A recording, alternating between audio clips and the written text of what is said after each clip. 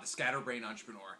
I was that. Everybody's that in the beginning. And what I suggest for you, if you're, scatterbrain entrepreneur and you have a lot of ideas and you're not executing on any of them, is you need to just execute on one of them, right? Prove the business model as fast as you can, or at least go with a good enough, intuition, data-based or gut-based, and make it a business. Try to make it a business. Spend the 3 months, spend the 6 months, spend the year, because the learning that is necessary and the learning that you're going to do in that 3 months, in that 6 months, the distinctions you're going to make, the identifications you're going to make, if you're paying attention.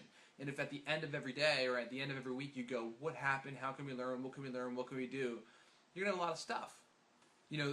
I think one of the problems is that people don't look at business ideas or ideas as businesses. They're just ideas, and it looks super romantic, and it's like, this would be really cool, and this solves a problem, and all the rest of it. But if you don't take that thing into a business and start developing operations, start developing ways that are surefire and that work to sell it to people, and then have the infrastructure of making it all work, intact, it's just an idea. If you don't go through the hustling, if you don't go through the 3 to 6 months, through the year in many cases, it really is. It takes a long time, and there's a lot of setbacks and a lot of failures and a lot of pain and a lot of confusion and a lot of negative emotion. You have to do that so that you can learn. That's how human beings learn. We just don't go figure stuff out. We're like, wow, I got this brilliant idea and I put it in motion and everything works and it's home run, like everything's great. No, most of it's like 95% resistance and 5% making it.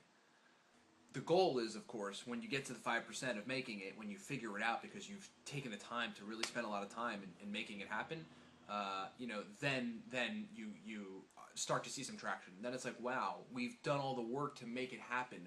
We've focused on an idea. We had an idea. We said, let's get clear on it. Let's prove the business model. Let's move in. Let's focus on it for a long time. Let's at least give it 3 to 6 months. Let's try to build a business around it. Let's try to set up operations.